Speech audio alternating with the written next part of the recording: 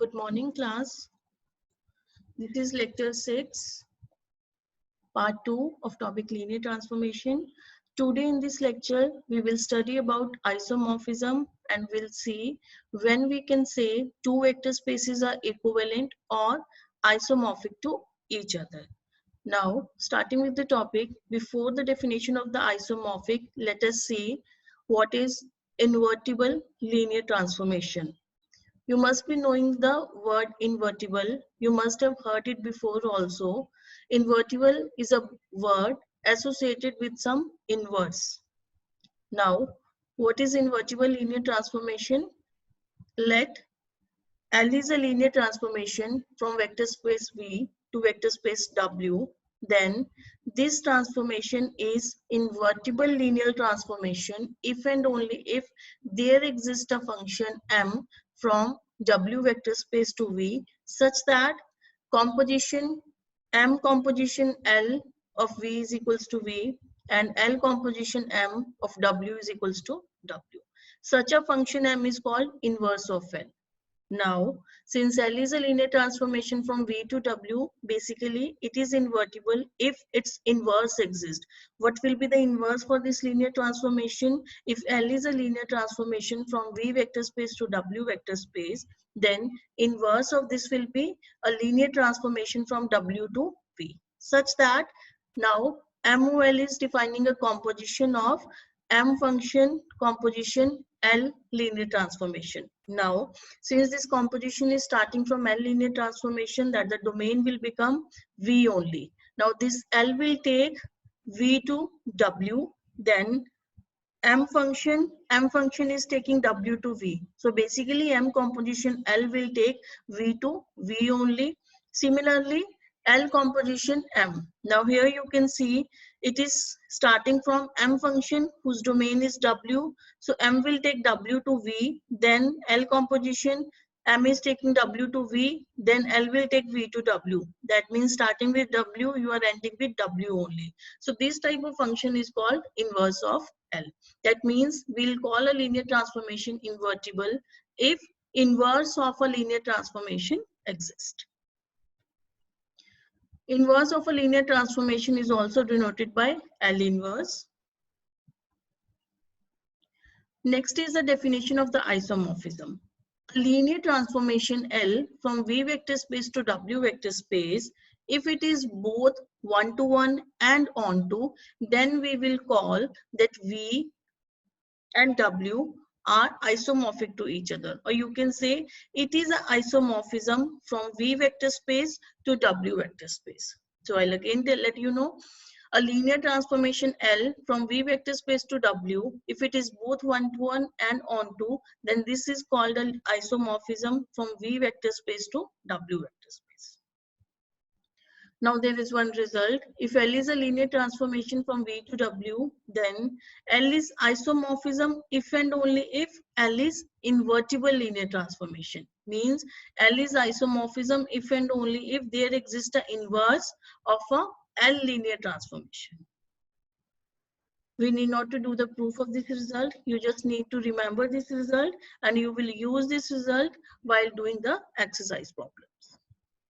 Now the second result is let V and W both be non-trivial finite dimensional vector spaces with respect to the ordered basis B and C respectively. And let me define a linear transformation from V to W. Then this linear transformation is an isomorphism if and only if the matrix representation ABC for this particular L is non-singular. Non-singular means determinant of this matrix is not equals to 0.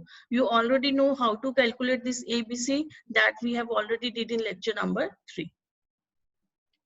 Moreover, if L is an isomorphism, then definitely L inverse exists, because according to result number 1, L is an isomorphism if and only if L is invertible in nature. If L is invertible in nature, that means L inverse will exist. So, and for L inverse, that means it will be having ordered basis C and B, and the matrix will be ABC inverse.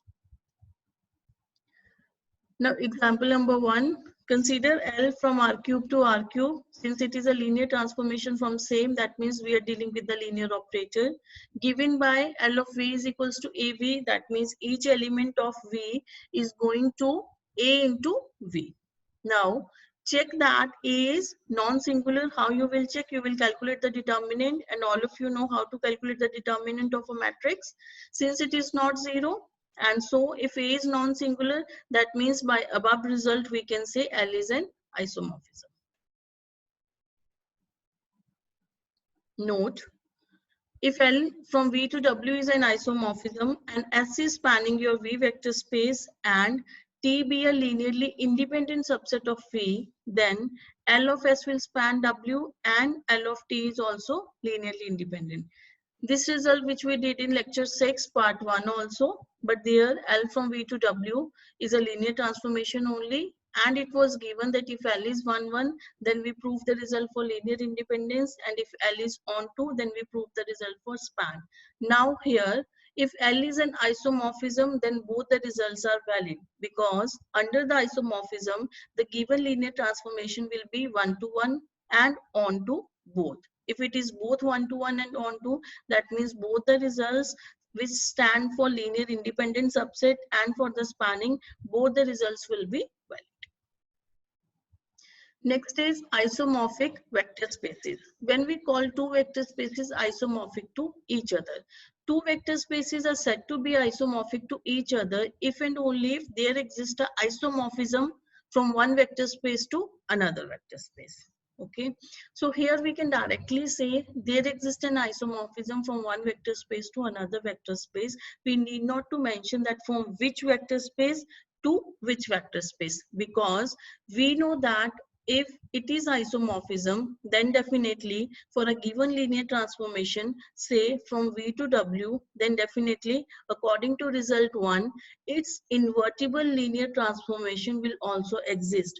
If the invertible linear transformation exists, that means L inverse from W to V also exists. So there is no point of stating that from which vector space to which vector space we are saying. If the two vector spaces are isomorphic to each other, that means there exists isomorphism from one vector space to another. And it is denoted as by this symbol. So it is a small note here. V is isomorphic to W. That means L is an isomorphism from V to W. And by result number 1, as I just stated now, that invertible linear transformation will exist. That means L inverse from W to V also exists. So if this is an isomorphism, that means W is isomorphic to V. So directly we used to say V and W are isomorphic to each other. We never say V is isomorphic to W or W is isomorphic to V. We generally say both the vector spaces are isomorphic to each other. Now second note is for the composition of the isomorphism. Say V is isomorphic to W and W is isomorphic to X. Then L1 is a linear transformation from V to W, and L2 is a linear transformation from W to X. Then consider the composition of both. L2 composition L1, then it is an isomorphism from V to X. If it is an isomorphism from V to X, that means V is isomorphic to X. So in general, you can say if two vector spaces such that V and X are isomorphic to same vector space W, then both the vector spaces will be isomorphic to each other also. Means if V is isomorphic to W and W is isomorphic to X, then definitely V is isomorphic to X also. Next example here, L1 is a linear transformation defined from R4 to P3. L2 is a linear transformation defined from M22 to P3. Here both are isomorphic. You can check that by checking that both the linear transformation must be both 1 to 1 and on to. If both the linear transformations are 1 to 1 and on to, then definitely L1 and L2 are both isomorphisms. Now if L1 and L2 are both isomorphisms, that means from L1 we can say R4 is isomorphic to P3. From L2 we can say M22 is isomorphic to P3. Now if you consider the composition, then definitely since R4 is isomorphic to P3 and P3 is isomorphic to M22, that means R4 is isomorphic to M22. If R4 is isomorphic to M22, definitely there must exist one isomorphism. Now, accordingly, these defined linear transformations L1 and L2, you can define one isomorphism from R raised to power 4 to M22. So if you will see, L1 is from R raised to power 4 to P3, L2 is M22 to P3. Here you need an isomorphism from R4 to M22. So what you will do, starting with L1, R4 to P3, but now L2 is what? From M22 to P3. But you know L2 inverse will be P3 to M22. So firstly, you will take L1, that will go from R4 to P3. Then L2 inverse, that will go from P3 to M22. So then the composition L2 inverse composition L1 will be an isomorphism from R raised to power 4 to M22. And also you can observe here that each and every vector spaces are having same dimension. R4 ka dimension is 4. P3 ka dimension is also 4. P3 is what? This is set of all polynomials of degree 3. M22. This is a set of all 2 by 2 matrices.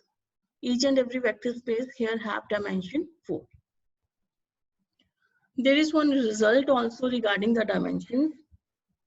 Suppose V is isomorphic to W and V is finite dimensional, then W is also finite dimensional and dimension of V is equals to dimension of W. This must be there. So it states if V is isomorphic to W and V is finite dimensional, since W is a vector space which is isomorphic to V.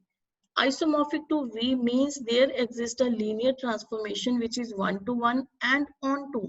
Then definitely if V is finite dimensional, W must be finite dimensional because there exists one linear transformation between V and W.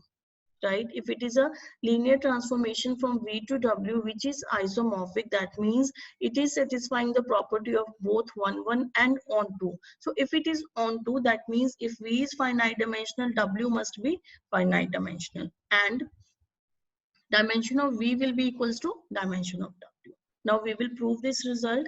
Since V is isomorphic to W, that means there is an isomorphism L from V to W. Now let dimension of V is equals to N. Okay. If dimension of V is equals to N, that means the basis set, consider it to be B, it must consist of N elements. Say those N elements are V1, V2, Vn. Now, L of B will be equals to, L of B means taking the images of these basis elements under the linear transformation. This will become L of B1, L of B2, L of Vn. This will span W. This is according to the result stated above. And it is linear independent also if it is spanning W and is also linearly independent. Why we can say this is linearly independent? Because V to W is an isomorphism. This is by the stated result. This note states if this is an isomorphism, if S spans V, then L of S will span W, and if T is a linearly independent subset, then L of T is linearly independent. We have used this note to prove this result. So L of B will span W and is linearly independent also. That means this is a basis for W, because what is the basis? Basis is what? A set which is spanning and is also linearly independent. Now, since L is 1-to-1 function, that means number of elements in L of B must be equals to number of elements in B. Why? If it is 1-1, that means whatever elements are here, or you can say the number of elements are here. If it is 1-to-1, that means for each and every element you will be having different images. If for each and every element you are having different image, that means number of elements in B is equals to number of elements in L of B, and we know that the number of elements in B is N, and hence number of elements in L of B is also equals to N. But L of B is what? This is a basis for W. So the number of elements in the basis will give you the dimension of the vector space. So that means dimension of W is also equals to N. Hence dimension of V is equals to dimension of W. Next, there is small note. There is no possible isomorphism from R cube to P4. because dimension of R cube is 3 and dimension of P4 is 4. So if the dimension of two vector spaces is not equal, definitely there must not exist any isomorphism. Or there is no isomorphism from M22 to R cube, since the dimension of M22 is 4 and dimension of R cube is 3. Next is isomorphism of n-dimensional vector spaces. Now consider V to be n-dimensional vector space. To which vector space it will be isomorphic? V, being an n-dimensional vector space, can be isomorphic to those vector spaces which also have dimension equals to n. So here we state, if V is an n-dimensional vector space, then V is isomorphic to R raised to power n. Now suppose V is a vector space with dimension V equals to n, then we need to find out one isomorphism from V to R raised to power n. Then only we can say V is isomorphic to Rn. Now, since dimension of V is equals to n, there must be some basis for V which consists of n number of elements only. Let us consider B basis to be V1, V2, Vn and make it an ordered basis for V. You already know what is an ordered basis, means we have fixed the position of elements of the basis.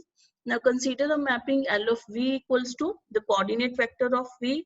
This coordinate vector of V, how you will find out? You will find out by using the ordered basis.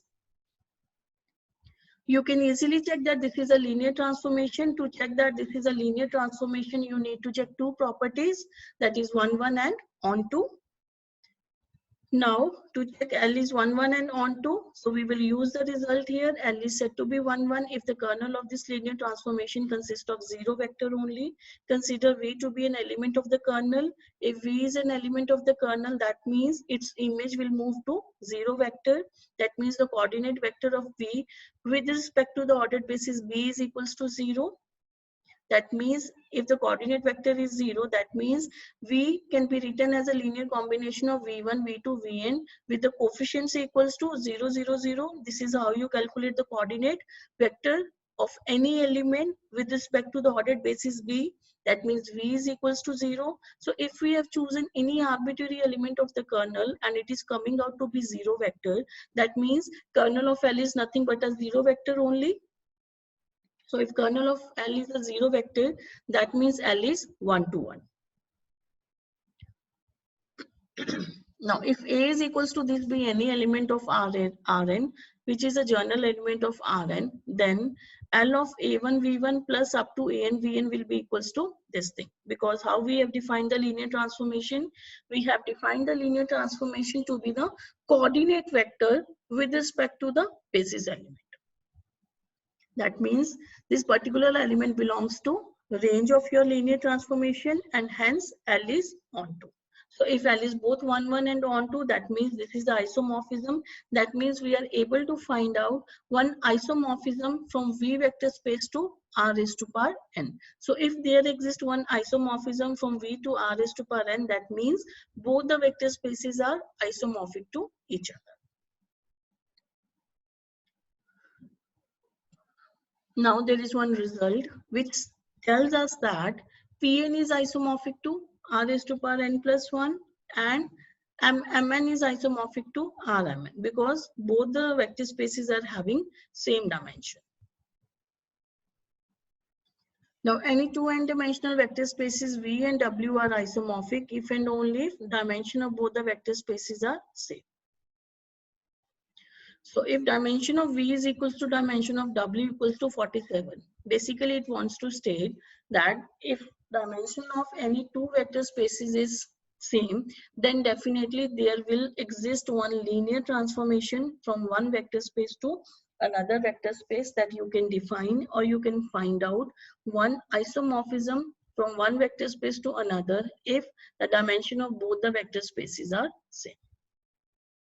So in general, you can say if dimension of two vector spaces are same, then both are isomorphic to each other. And that dimension can be any number.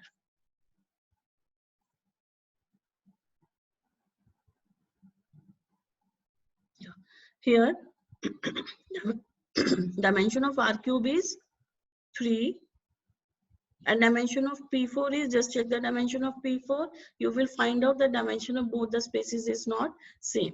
Dimension of M22 is 4. Dimension of R cube is 3. Both the dimensions are not same. So we can say that there will not exist any isomorphism between these two vector spaces. So that's all for this isomorphism topic.